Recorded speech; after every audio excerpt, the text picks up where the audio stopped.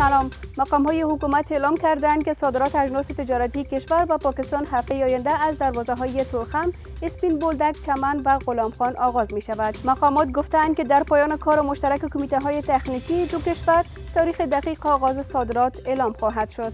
سرور دانش معاون دوم رئیس جمهور گفته است دولت به قانون اساسی و حقوق اساسی شهروندان کشور متحد بوده و قصد ندارد تا آزادی رسانه‌ها را محدود سازد. کمیته بین‌المللی صلیب سرخ از افزایش حملات عمدی بر مراکز صحی در افغانستان ابراز نگرانی کرده گفته است که ادامه خشونت در این کشور میلیون‌ها افغان را از خدمات صحی محروم خواهد کرد. وزارت امور داخله از بازداشت یک عضو مهم گروه داعش با 3 همکارش در ولایت کنر توسط نیروهای خاص پلیس خبر می‌دهد. وزارت صحت عامه از ثبت 564 رویداد تازه مثبت ویروس کرونا در 24 ساعت گذشته خبر می‌دهد. شمار مجموعی بیماران کرونا در کشور به 26874 تن رسید.